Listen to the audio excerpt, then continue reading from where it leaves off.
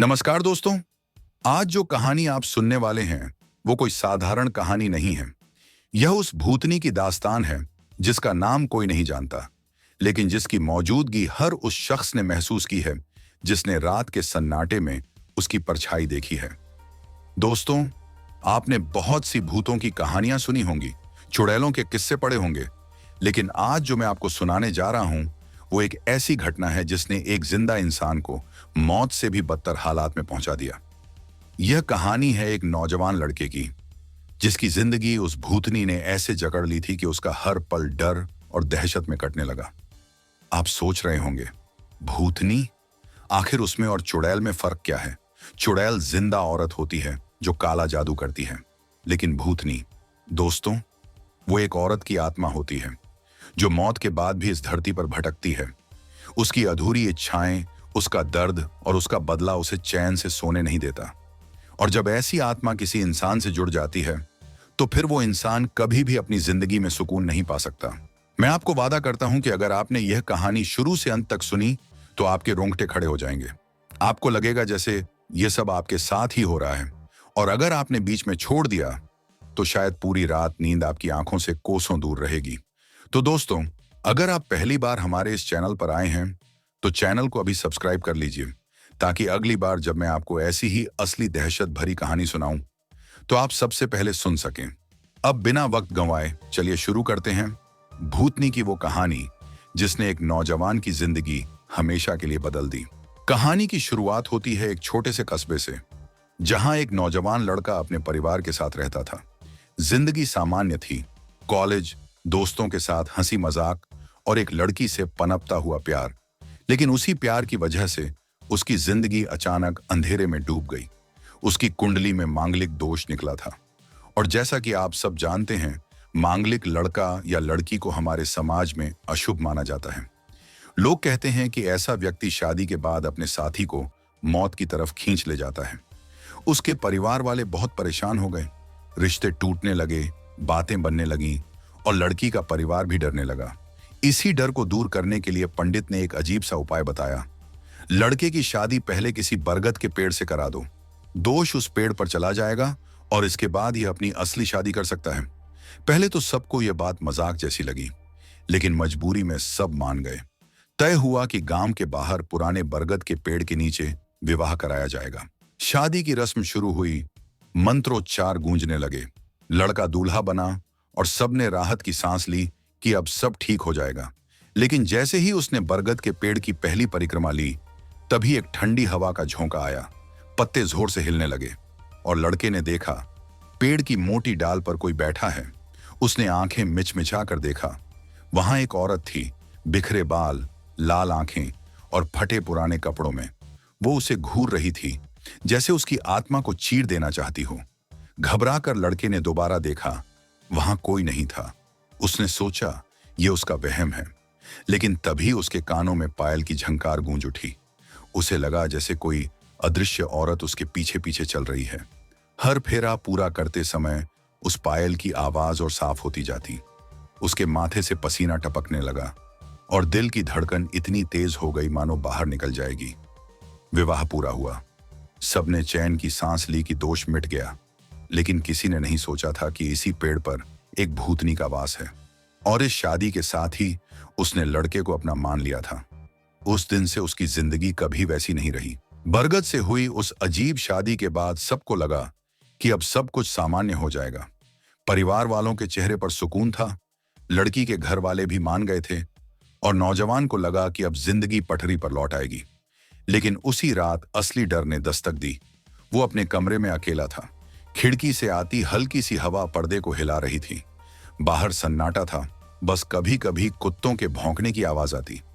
दिन भर की थकान के बाद उसने बिस्तर पर लेटते ही आंखें बंद कर लीं, लेकिन तभी उसके कानों में वही पायल की झंकार गूंज उठी।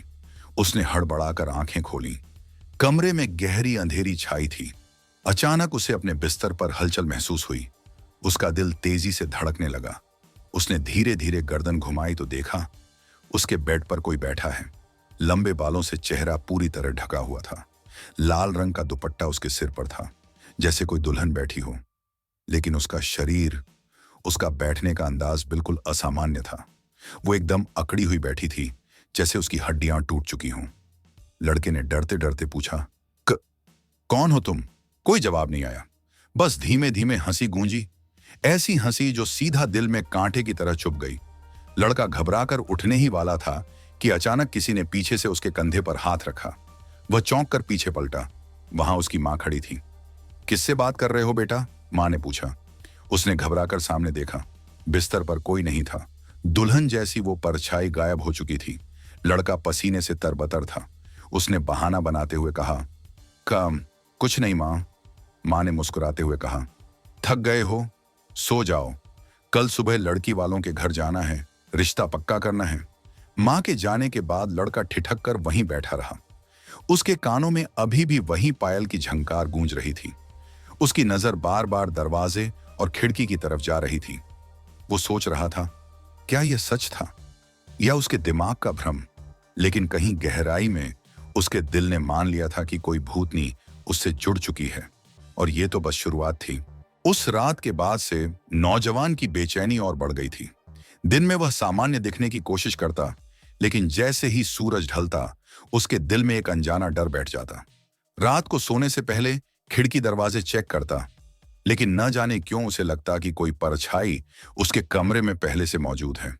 उस रात भी उसने बत्ती बुझाई और लेट गया। कुछ देर बाद उसे नींद आ ही गई, लेकिन अचानक उसे महसूस हुआ जैसे कोई उसके पास आकर बैठ गया हो।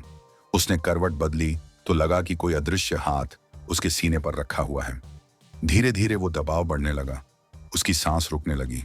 उसने हाथ पांव हिलाने की कोशिश की, लेकिन पूरा शरीर जैसे पत्थर बन गया। न आवाज निकल रही थी, न ताकत बची थी।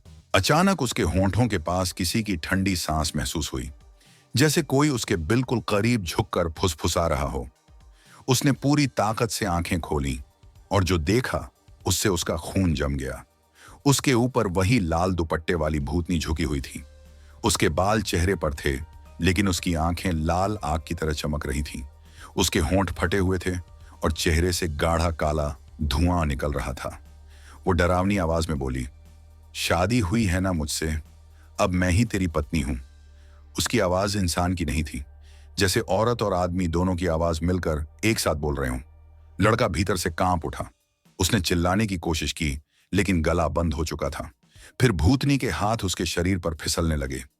वह उसकी छाती, उसके गले, यहां तक कि उसके होंठों को छूने लगी। उसकी ठंडी उंगलियां बर्फ की तरह थीं। लड़का तड़प रहा था, लेकिन पूरी तरह बंधा हुआ महसूस कर रहा था। उसने आंखें बंद कर लीं, मन ही मन भगवान का नाम लेने लगा।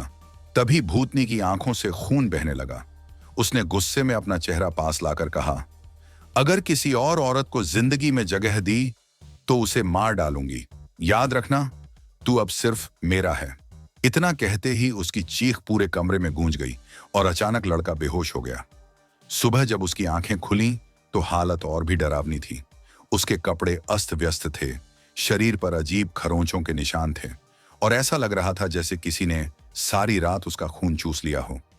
वो आईने में देखने गया, और पीछे की तरफ सिर्फ एक पल के लिए उसे वही लाल दुपट्टे वाली भूतनी खड़ी दिखाई दी।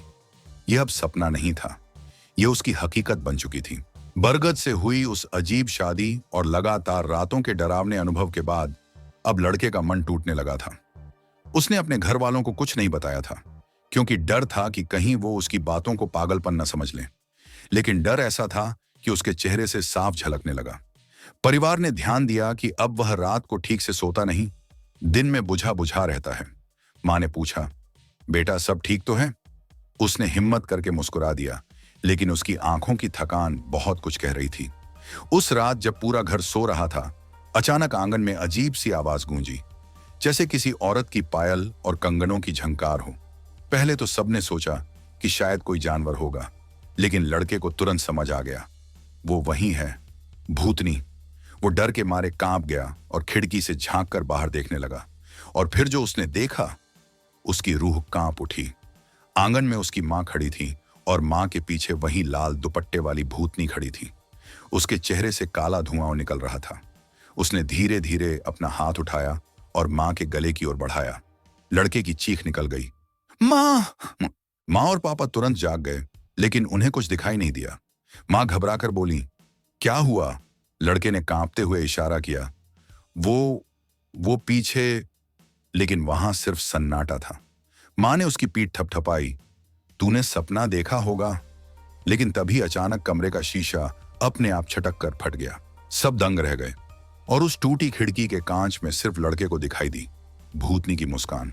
अगले ही दिन जब वो अपनी प्रेमिका से मिलने गया तो उसने और भी डरावना मंजर देखा। प्रेमिका हंसते हुए उससे बातें कर रही थी, लेकिन अचानक उसकी आंखें लाल हो गईं और होंठों से वही भारी डरावनी आवाज निकली, कहा था ना, अगर किसी और औरत को चाहा तो उसे मार डालूंगी। लड़का सन्न रह गया। उसकी प्रेमिका के चेहरे पर वही भूतनी का भाव उतर आया था। वो कांपते हुए पीछे हट गया। तभी लड़की अचानक गिर पड़ी और बेहोश हो गई। अब बात साफ थी, भूतनी सिर्फ उसके कमरे तक सीमित नहीं थी, वो उसके घर, उसके परिवार और अब उसकी प्रेमिका तक पहुंच चुकी थी। यह अब सिर्फ डरावनी परछाई नहीं थी, यह मौत का साया था जो धीरे धीरे उसके पूरे जीवन को निगलने आ रहा था। अब हालत इतनी बिगड़ चुकी थी कि लड़का चुप नहीं रह सका। उसने आखिरकार अपने सबसे करीबी दोस्त को सब बता दिया। दोस्त ने पहले तो मजाक समझा, लेकिन जब लड़के ने रातों के जख्म दिखाए, उसकी आंखों के नीचे काले गहरे धब्बे और पूरे शरीर पर उभरे खरोंच देखे, तो उसका चेहरा भी पीला पड़ गया। दोस्त ने कहा, यह काम किसी साधारण आत्मा का नहीं हो सकता। चल, मैं तुझे एक बूढ़े पंडित के पास ले चलता हूं। वो कई बरसों से ऐसे मामलों को देख रहे हैं। शाम को दोनों उस पंडित के पास पहुंचे। पंडित बहुत शांत थे।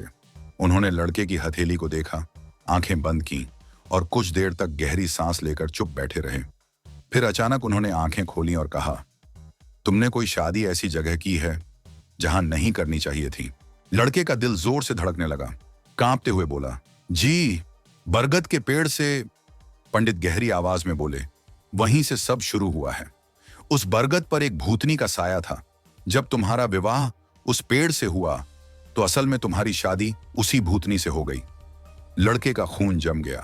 पंडित आगे बोले, वो औरत कोई साधारण आत्मा नहीं है, वो मरी हुई औरत है जिसकी मौत असमय हुई थी। उसकी अधूरी इच्छाएं उसे चैन से सोने नहीं देती। बरगद उसका ठिकाना था और तुम अनजाने में उसके पति बन गए। दोस्त ने डरते हुए पूछा, तो अब ये छोड़ेगी कैसे?